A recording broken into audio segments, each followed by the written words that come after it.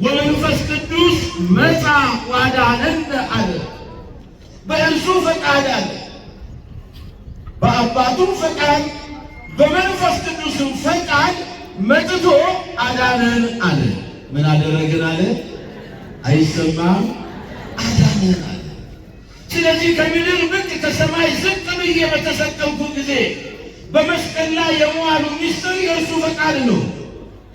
እግዚአብሔር እኛን ከመውደዱ የተነሳ ተቀዳሚና ተከታይ የሌለውን እግዚአብሔር አብ አንድያ ልጁን እርሱን ወደ ዓለም ሁሉ ልኮታል። ለምን? በእርሱ ቁስል እኛ እንድንፈወስ፣ በልጁ ቁስል እኛን ለማዳን። በዚህ መንገድ ዓለሙን ከመውደዱ የተነሳ እግዚአብሔር አብ አንድያ ልጁን ወደዚህ ዓለም ልኮታል።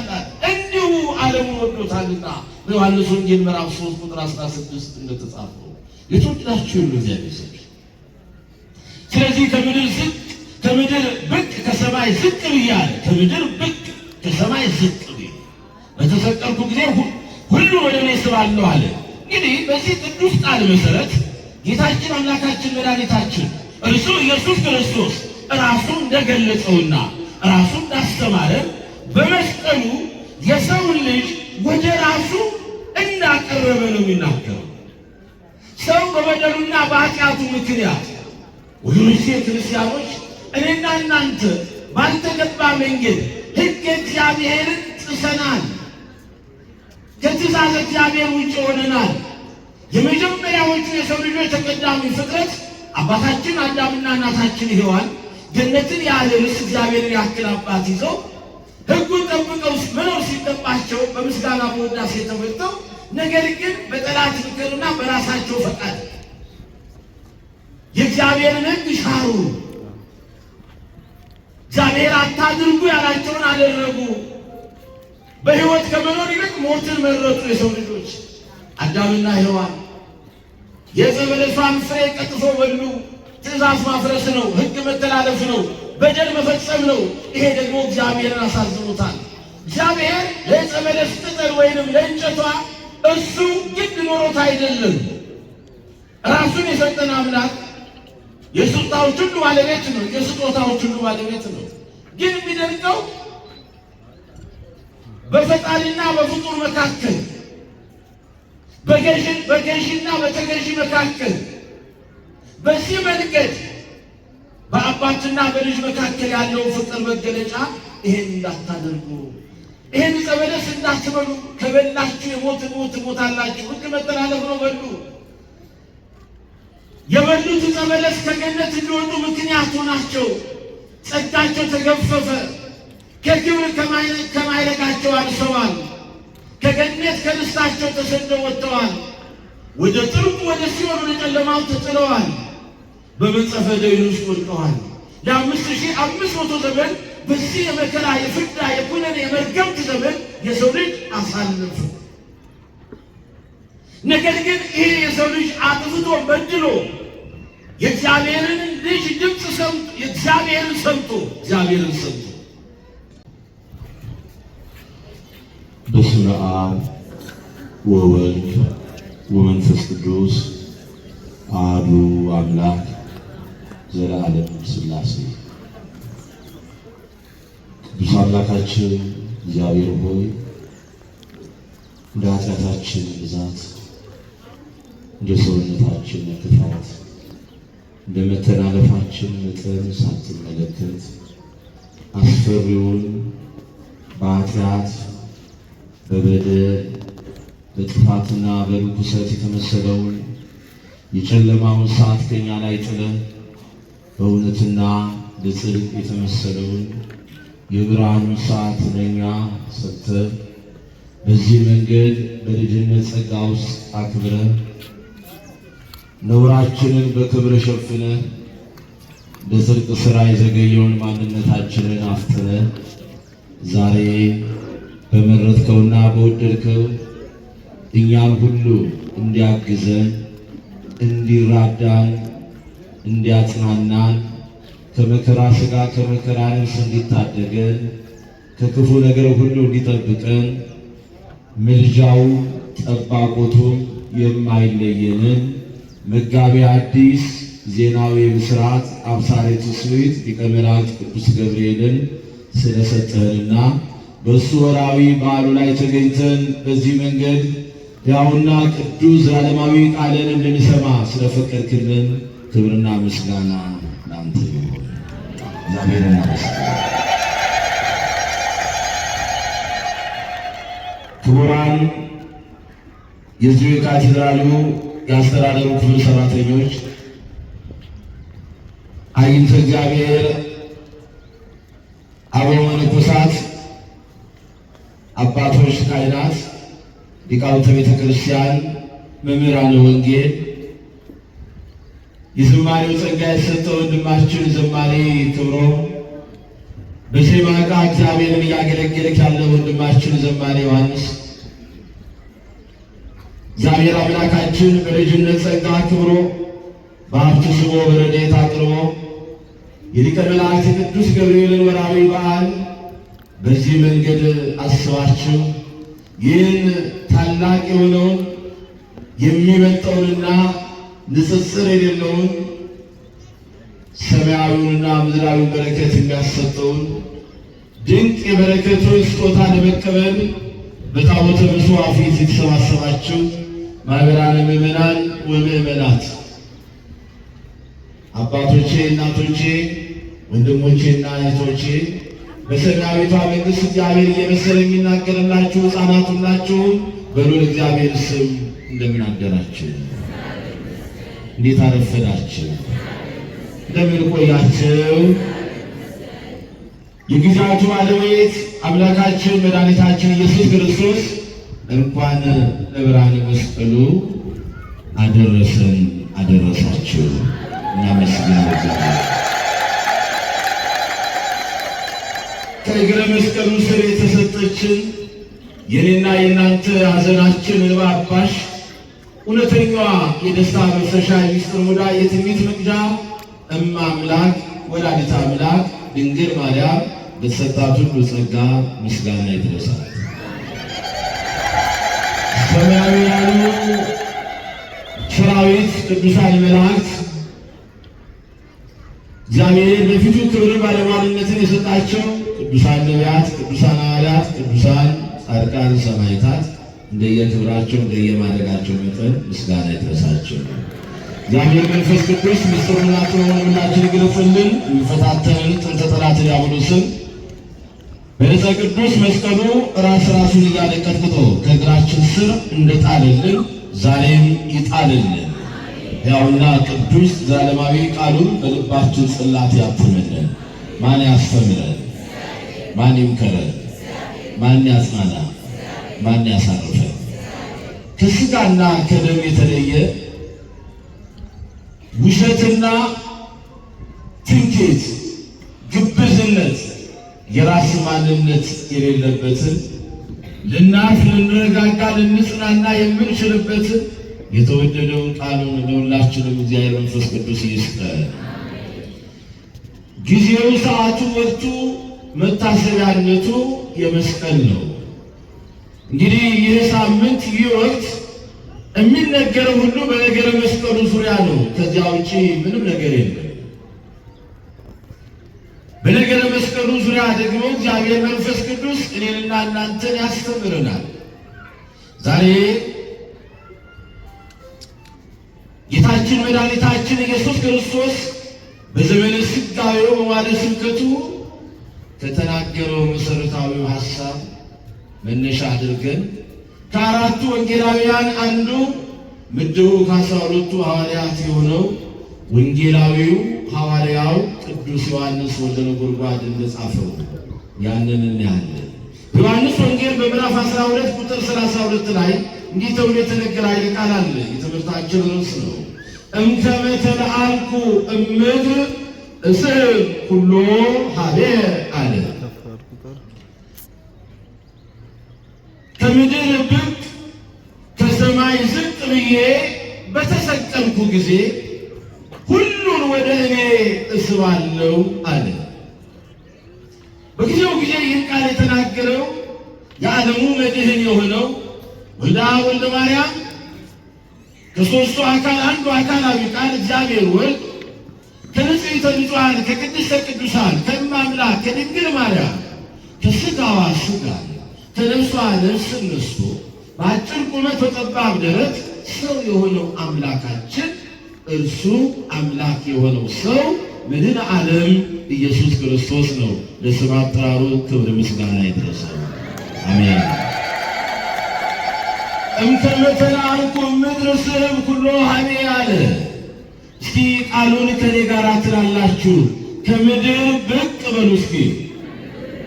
ከሰማይ ዝቅ ብዬ በተሰቀልኩ ጊዜ ሁሉን ወደ እኔ ስባለሁ።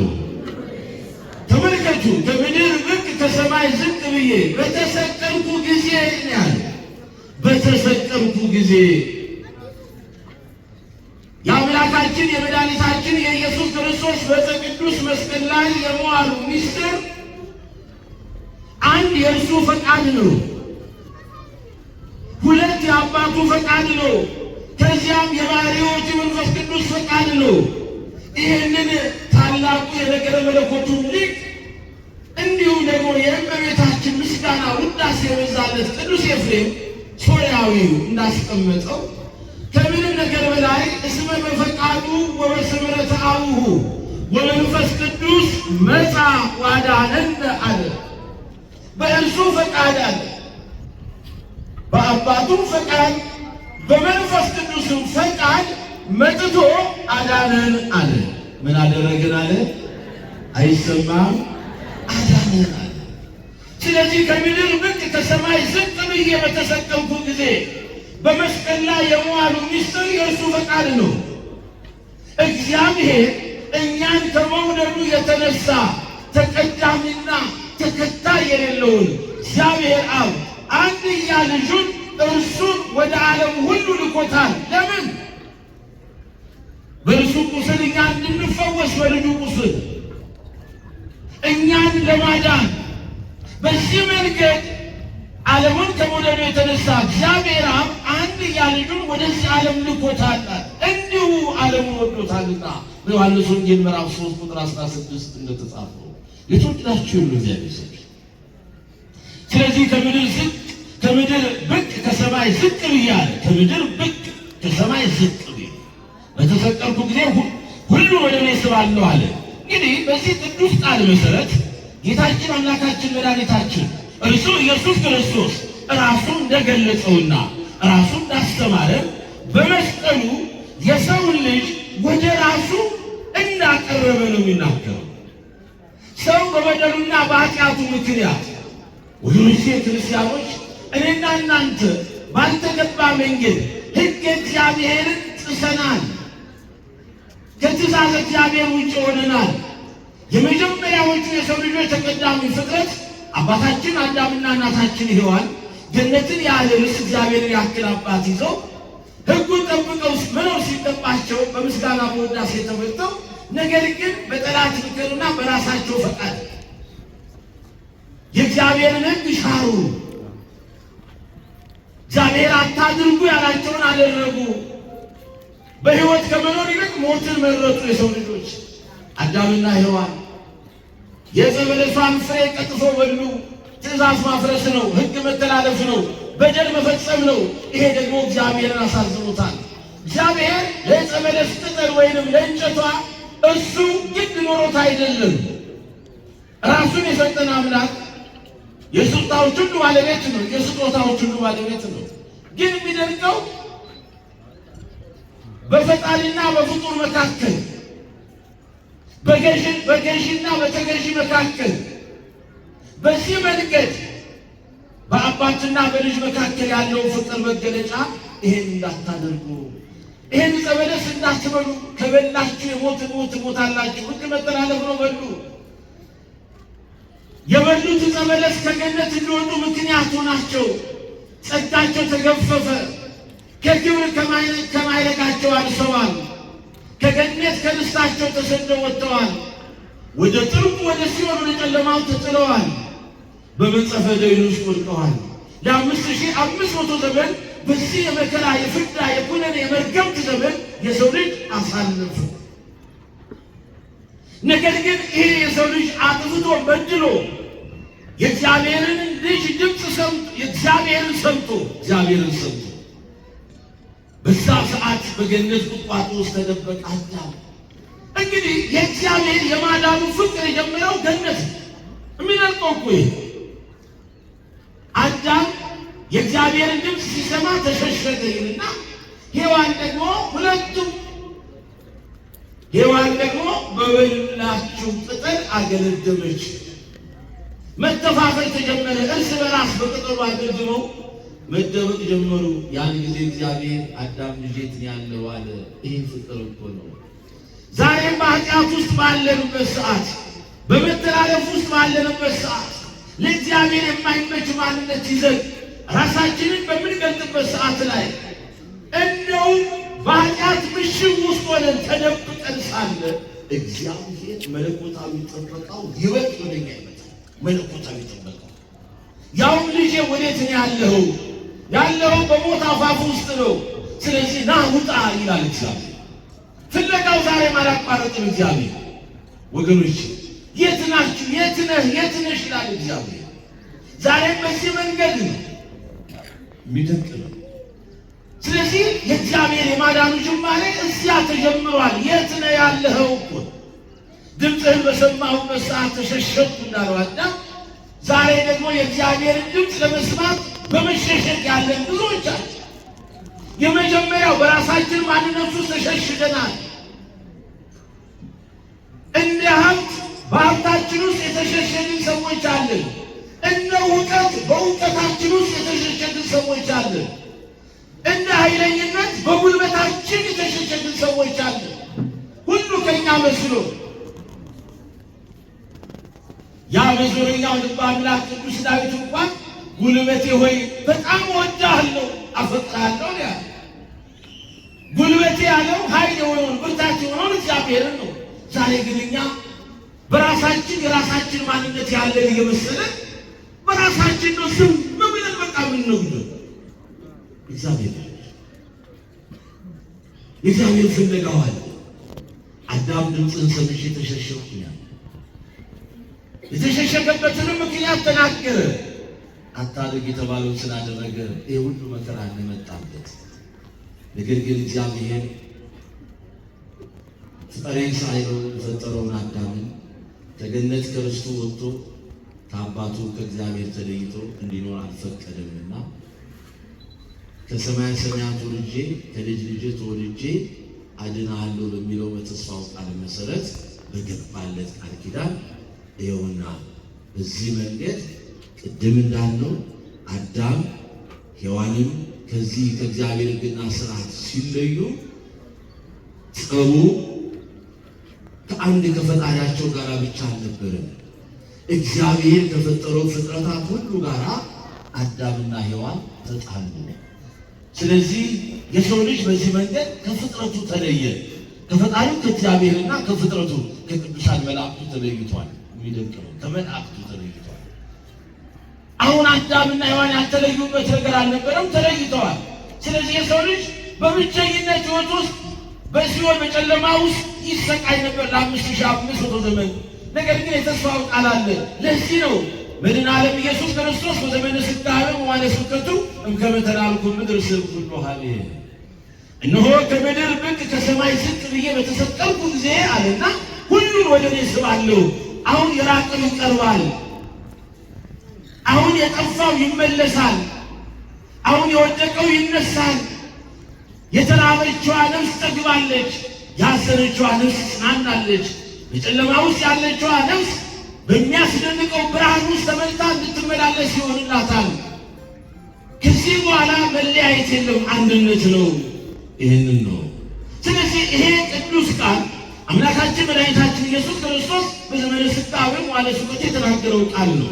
እርሱ እንደገለጸው በመስቀሉ የሰውን ልጅ ወደ ራሱ አቅርቧል። የሚደንቀው ይሄ ነው። መድኃኔ ዓለም ኢየሱስ ክርስቶስ በመስቀሉ ወደ ራሱ እኛን አቅርቦናል። ግን በምን አይነት መንገድ ነው ያቀረበን የሚለውን ደግሞ በግልጽ መረዳት ያስፈልጋል። ማወቅ ያስፈልጋል። ከምድር ብቅ ከሰማይ ዝቅ ብዬ በተሰቀልኩ ጊዜ ሁሉን ወደ እኔ ስባለሁ አለ። እንዴት ሳብን? በምን አይነት መንገድ አቀረብን ስንል የመጀመሪያው በጸጋ አቅርቦናል።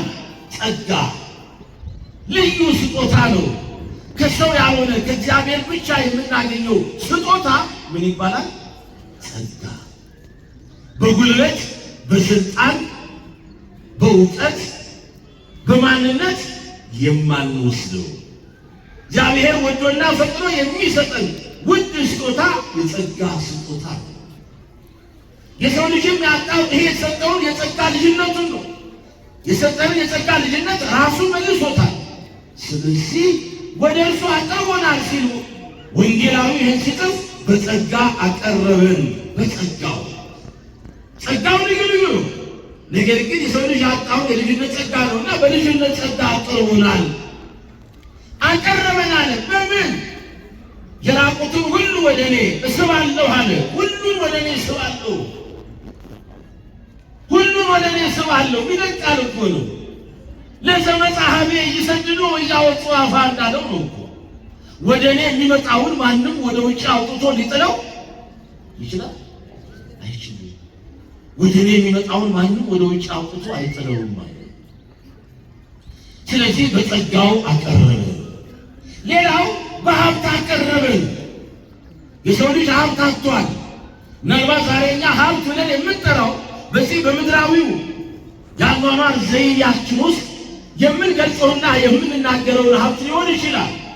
ባለን ሀብት ልኬት ልክ ዓለም በራሷ በሀብት ደረጃ የምትመድባቸውና የምታስቀምጣቸው ብዙ ቢሊዮነሮች እንዳሉ እናውቃለን። በደረጃ የዓለም ቁጥር 1 ሀብታም እከሌ ነው፣ የዓለም ቁጥር 2 ሀብታም እከሌ ነው ይባላል። ግን ይሄ ምድራዊው ሀብት ደግሞ በማይክሮ ሰከንድ በሚነሳ እሳትም ይሁን ምንም በአንዱ ጉዳይ ግን ምንም ይሆን ነው ንገሩኛ የሚጠፋ ነው፣ የሚጠፋ ነው። ልክ እንደ ጉም እነዚህ ስሚተን ነው። ሰው በምድራዊ ሀብቱ ሊመጻደቅ አይገባም። የሰው ልጅ እግዚአብሔር ልጆች ለዚህ ነው እኮ ታላቁ ነቢይ ቅዱስ ሕዝቅያስ ንጉሡ እንዲህ ያለው ይትመካ ጠቢብ በጥበቡ አለ። ኃያል ባይሉ የሚለው አለ። ግን ይህንን ነው ያምናው። ይትመካ ጠቢብ በጥበቡ በኃይል በብዕሉ በኃይለ ጸጋ በኃይለ ጸግነቱ አዋቂው በእውቀቱ አይመካ። ዘሰ ይትመካ በዝር ይትመካ በአእምሮ ወበልቦ እግዚአብሔር የሚመካ ቢኖር ጥበብ ማስተዋል በሆነው ሁሉን ማድረግ በሚሻል በሚቻለው በሚችለው እግዚአብሔር ነው። ስለዚህ ምድራዊ ሀብት አያስኮራም። በማይክሮ ሰከንድ ተኖ የሚጠፋ ነው። እዚህ ደረጃ ነበር ይባልና በማይታወቁ ሰዓት ግን ዝቅ ብሏል። የ2025 ሀብታም አንደኛ ደረጃ እከሌ ነው። አሁን ግን አሽቁልቁ ብሎ 11ኛ ደረጃ ገብቷል ሲባል እንሰማለን። መቼም በተለያዩት በኢኮኖሚስቶች በተለያዩት እንግዲህ ጸሐፍት እየተጻፈ በሚሰራጨው ዜና ማለት ነው። ስለዚህ በሀብት አቀረበን ሲባል ወደ ራሱ ሲባል ሀብት ስንል ይሄ ልዩ ሀብት ነው። ልዩ ሀብት ከባለጸጋው ከእግዚአብሔር ሁሉ ካለው ከእግዚአብሔር የሚሰጠን ሀብት ነው። ደግሞ የእሱ ሀብት የተለየ ነው። እኛን እኮ የሚያበለጽግበት ለዚህ ነው ሐዋርያው ቅዱስ ጳውሎስ ምን አለ መሰላችሁ? ድሆች ስንሆን ምንድን አለ? በኃይለ ጸጎች ነን። አይደንቅም? በሀብት አቅርቦናል። ድሆች ስንሆን ባለጸጎች ነን አለ። አንዳች የሌለም ስንሆን ሁሉ የኛ ነው። አቅርቦናል በሀብት። ምናልባት ዛሬ እኛ ሀብት ብለን የምንጠራው ሰው ባለው የኢኮኖሚ መጠን ሊሆን ይችላል። በዚያ ደረጃው የሚሰጠው በካፒታሉ በገንዘቡ ልክ መጠን እንዲህ ነው ሊባል ይችላል። ያ አይደለም። ግን አሁን በሰው እይታ ውስጥ ታይቶ በእኔና በእናንተ አይምሮ ውስጥ ተመርምሮ ከዚህ እስከዚህ የምንለው ሀብት ሳይሆን እግዚአብሔር በረቂቅ ስጦታው ለእኔና ለእናንተ የሚሰጠን ሀብት ነው። ይህ ሀብት ደግሞ የጤና ሀብት ነው። አመስግኑ እግዚአብሔርን። የጤና ሀብት ይሄ ሀብት የመጽናናት ሀብት ነው። ይሄ ሀብት የመረጋጋት ሀብት ነው። ይሄ ሀብት የሰላም ሀብት ነው። ይሄ ሀብት የእረፍት ሀብት ነው። ማን ይሰጣል? የትኛው ባለ ሀብታም ነው? ባለ ሀብት የትኛው ባለ ጸጋ ነው? ዛሬ በገንዘቡ ልክ እረፍት ያለው፣ በገንዘቡ ልክ የተጽናናው፣ በገንዘቡ ልክ ሰላሙን ያገኘው የትኛው ነው? ንገሩኝ። እንደውም ሀብቱ በጨመረ ቁጥር ጭንቀቱ ይበዛል። ሐሰቱነት ንገሩኛ።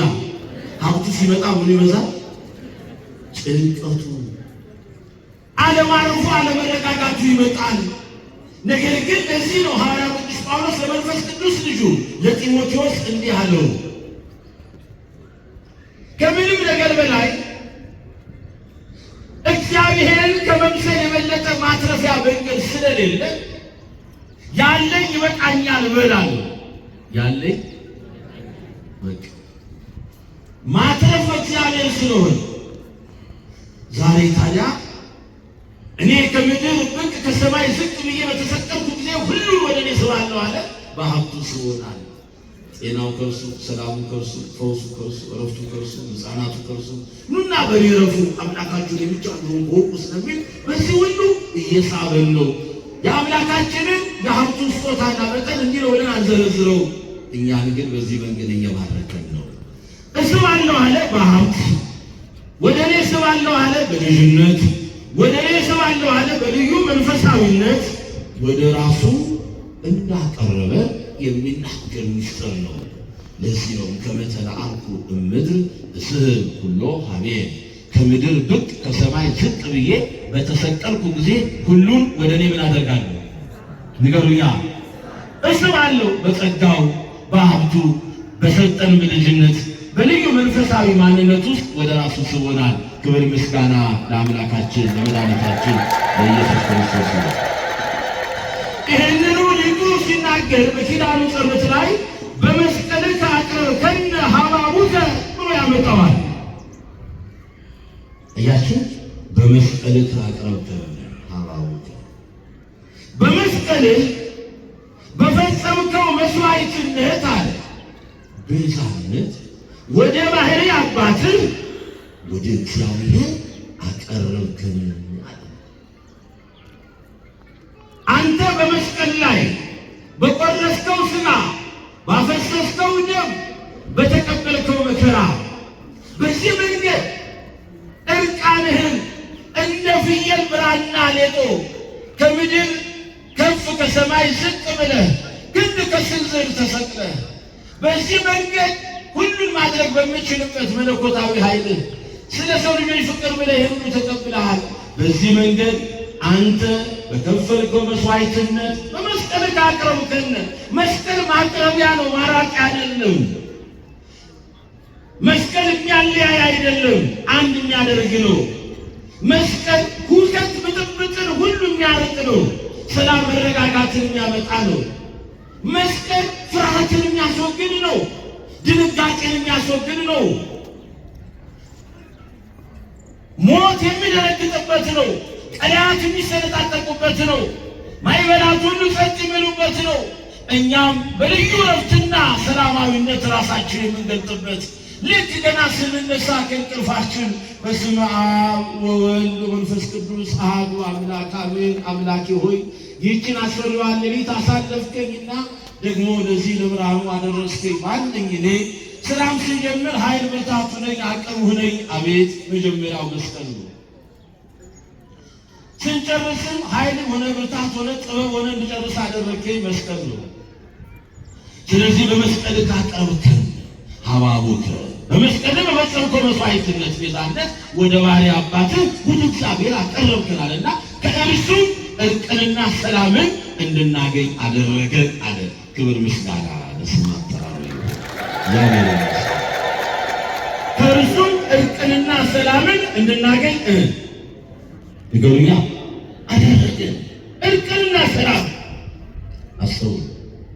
ጌታችን መድኃኒታችን ኢየሱስ ክርስቶስ በዕፀ ቅዱስ መስቀል ላይ በከፈለው መስዋዕትነትና ቤዛነት ከራሱ ጋር ከባህሪ አባቱ ጋር እንዳስታረቀን ይህንንም የማስታረቅ አገልግሎት ለመረጣቸው፣ ለወደዳቸው፣ ላከበራቸው ለባለሟሎቹ ለቅዱሳኑ ሐዋርያት ደግሞም ዛሬም ድረስ እንዳለው ትቶላቸው እንደሄደ ብርሃነ ዓለም ማኅቶተ ቤተ ክርስቲያን ሐዋርያው ቅዱስ ጳውሎስ ልሳነ ፍረት የምንለው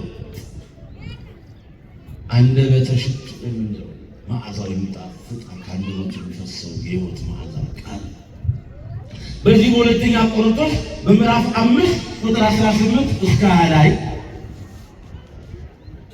እርሱ እግዚአብሔር ከራሱ ጋር እንዳስታረቀናልና ለእኛም የማስታረቅን አገልግሎት ትቶልን እንደሄዳል።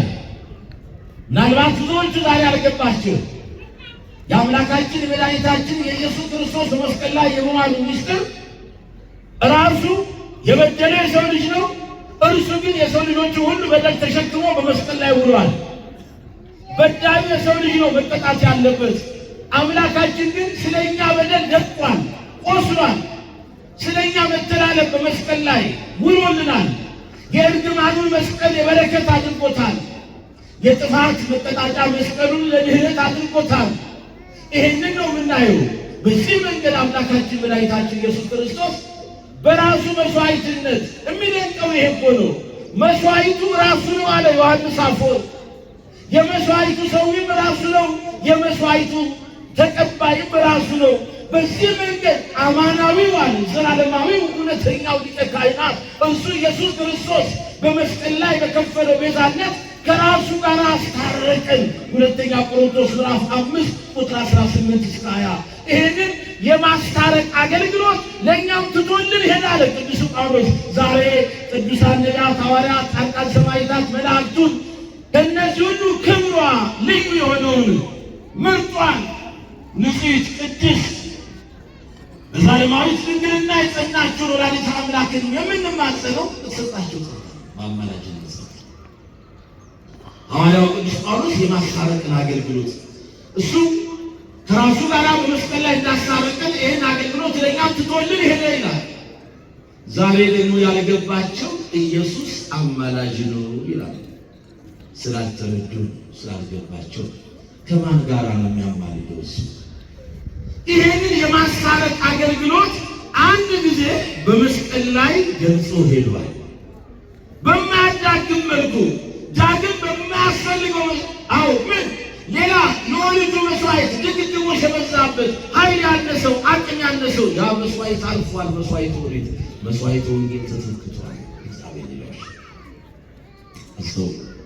ስለዚህ እሱ በመስቀል ላይ በከፈለው ቤዛነት መስዋዕትነት ከራሱ ጋር ከባሕርይ አባቱ ጋር እንዳስታረቀን ይህን የማስታረቅ አገልግሎት ለእኛ ትቶልን ሄደዋል።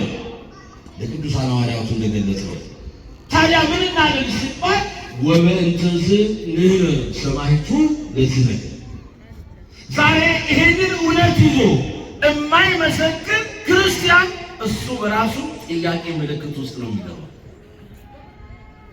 ስለ መስቀሉ ክብር ለመስቀሉ የሚገባውን የጸጋ ስግደት የማይሰጥ ይሄን መስቀል አክብሮ በልቡ ጽላት ያላተመ በዚህ መስቀል ተስፋ ያላደረገ በዚህ እግረ መስቀል ስር ሆኖ ያልተማጸነ ጥያቄ ምልክት ውስጥ ነው የሚገባው።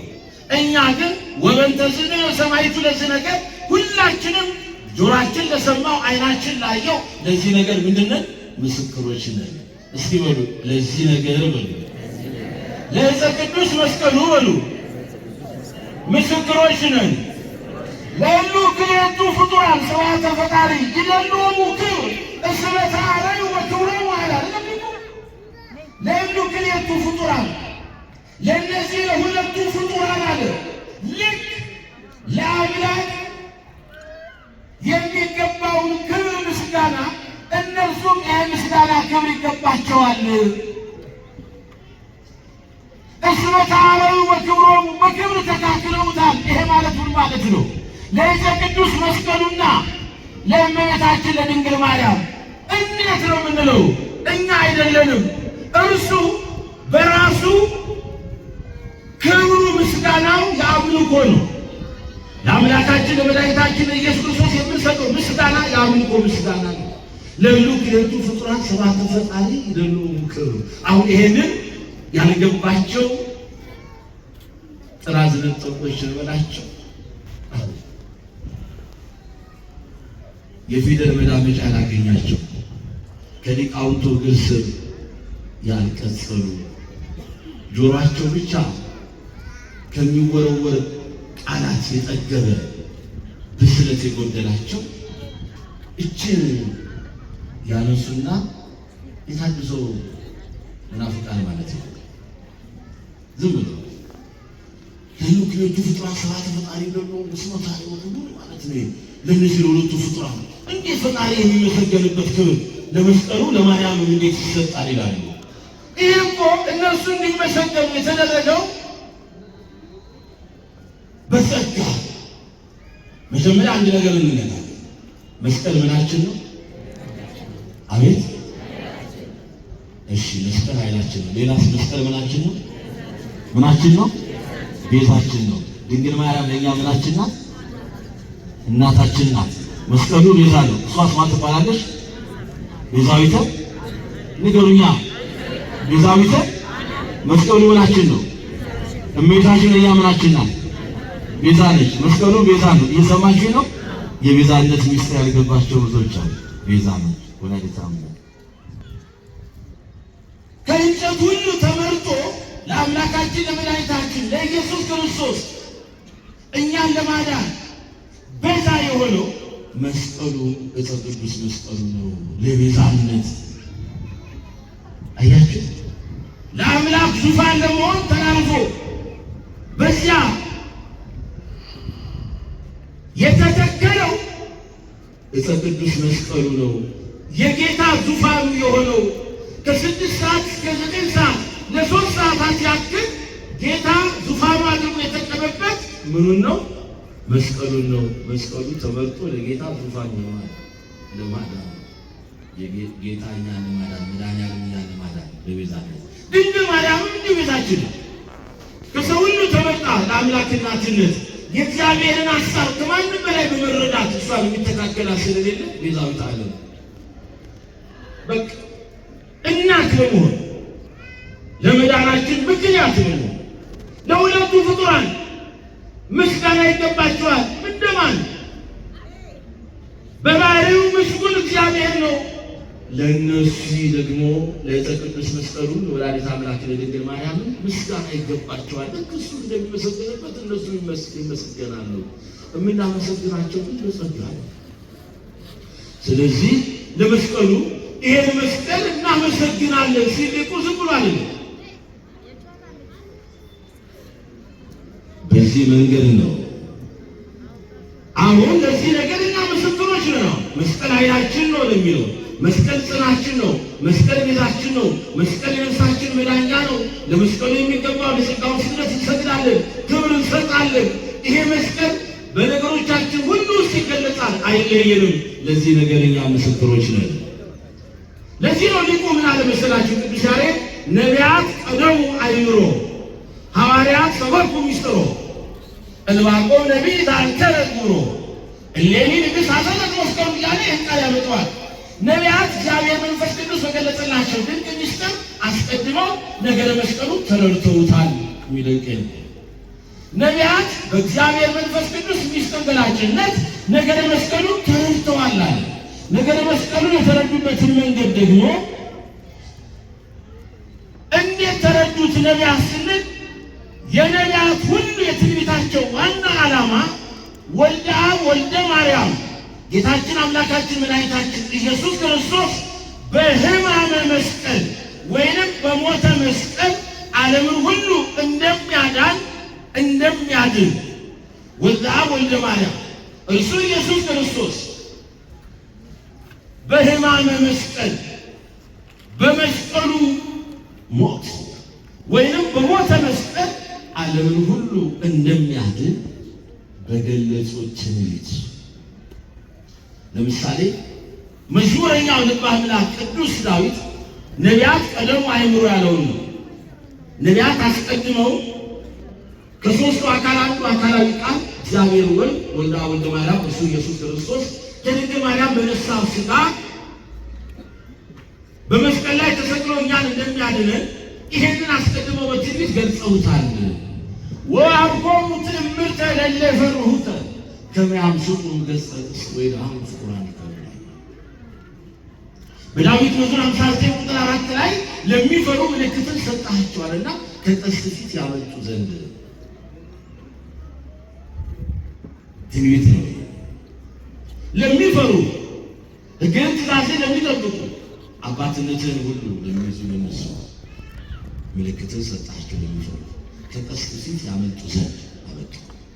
መለሰና መዝሙረኛው አሁንም በዳዊት መዝሙር 73 ላይ ነው ቁጥር 12 ላይ እግዚአብሔር ንጉሥ ውእቱ ቅድመ ዓለም ወገብረ መድኃኒተ ለማይተገበት እግዚአብሔር ግን ከዓለም አስቀድሞ ምንድነው ንጉሥ ነው አለና በምድርም መካከል መድኃኒትን አደረገ አለ። መድኃኒትን አደረገ። ያቺ የምድር መካከል የተባለችው ማእከለ ምድር ቀራንዮ ናት። በአዳም ራስ ቅል ላይ መስቀሉን ተከለ። የዲያብሎስን ኃይል አጠፋ። በሰው ልጅ ራስ ላይ የነገሰውን ጠላት ቀጠቀጠ። ብርተን ወጎሙ ለኩሎሙ ጸርነ አለ። በዚህ በመስቀሉ ጠላታችንን ድል አደረገ፣ ደመሰሰ። ክብር ምስጋና ለአምላካችን ይሁን። እግዚአብሔር ይመስገን። የእግዚአብሔር ልጆች ይሄ ነው መስቀሉ። ይሄ ነው የምናከብረው። ነቢያት ቀደሙ አይምሮ ይሄ ነው።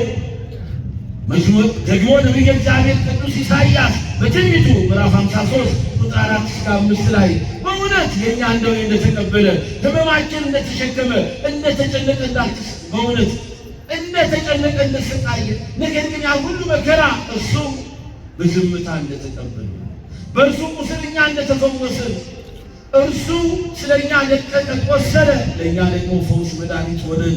ይሄንን ነቢየ እግዚአብሔር ቅዱስ ኢሳይያስ ነቢያት ቀደሙ አይምሮ እንዳለው ውእቱ ነሣ ደዌነ ወጾረ ሕማመነ እንዳለው ያንን ትንቢት ነቢያት አስቀድመው በእግዚአብሔር መንፈስ ቅዱስ ሚስጥር ገላጭነት ተረድተውታል።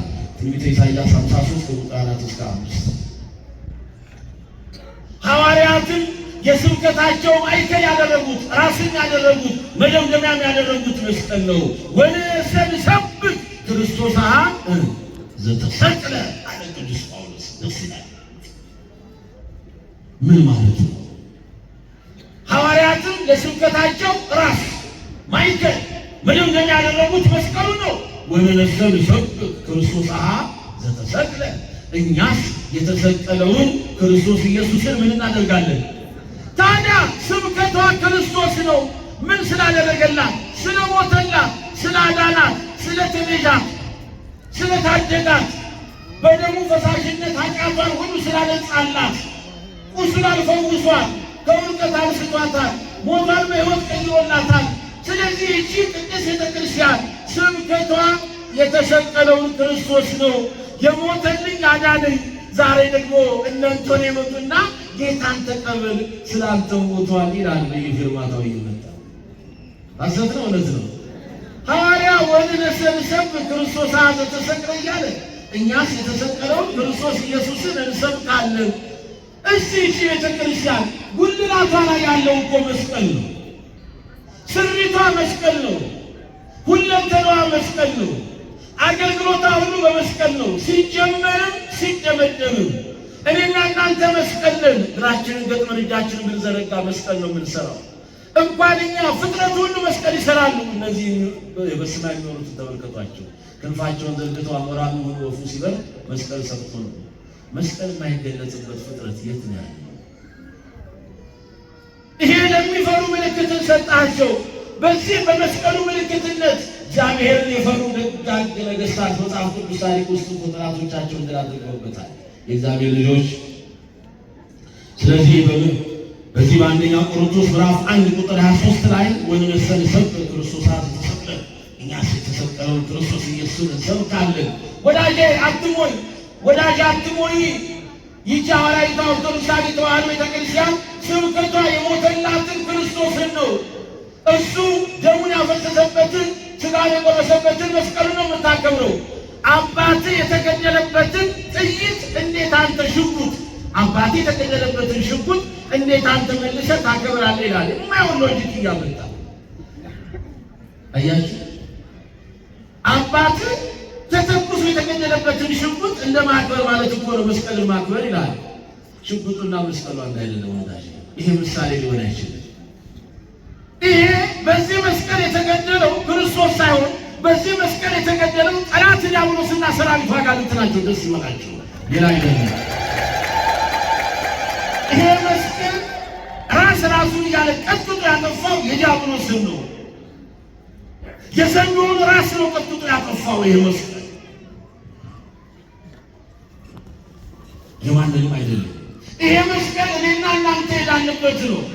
ይሄ መስቀል ለሰው ልጅ የበደል ካሳ የተከፈለበት ነው። ደስ አይል? የበደል ካሳ። በደለኛው ማን ነው? የሰው ልጅ። ካሳውን ግን ያደረገው ማን ነው? ራሱ መድኃኒዓለም ማለት በመስቀል ላይ የተሰጠው አይደል? በደለ ነው ራሱ ካሳ አድርጎ ሰጠ። ለሰው ልጅ የበደል ካሳ የተገኘበት ነው። መስቀሉ ለእኛ የፍቅር፣ የነፃነት፣ የሰላም፣ የአንድነት፣ የአሸናፊነት ምልክት ነው። ስለዚህ ምን አለ? እንከመ ተላልኩ ምድር ስብ ኩሉ አሜን። ከምድር ብቅ ከሰማይ ዝቅ ብዬ በተፈጠርኩ ጊዜ ሁሉን ወደ እኔ ስባለሁ አለ። ወደ ራሱ ያቀረበን በሀብት፣ ወደ ራሱ ያቀረበን በልጅነት፣ ወደ ራሱ ያቀረበን በጸጋ፣ ወደ ራሱ ያቀረበን በልዩ መንፈሳዊነት አምላካችን መድኃኒታችን ኢየሱስ ክርስቶስ ስሙ ይክበር ይመስገን። ይህችን ሰዓትና ጊዜ ባርኮ ቅዱስ ሰጥቶ ያስተማረ የመከረ የአባቶቻችን ቅዱሳን አምላክ ሙሉ እግዚአብሔር ስሙ ይክበር ይመስገን። እንኳን ለብርሃነ መስቀሉ አደረሰን አደረሳችሁ። የድንግል ማርያም አማላጅነት የቅዱሳኑ ጸጋና በረከት ከሁላችን ጋር ይሁን። ደስ የሚለው ይሄ ግማደ መስቀል የጌታ ቀኝ እጁ ያረፈበት ዛሬ በአምባሰል ግሸን፣ ደቡብ ወሎ ግሸን ደብረ ከርቤ ይገኛል። እየሰማች ነው። የጌታ ምን ያረፈበት? ቀኝ እጁ ያረፈበት። ደስ አይል?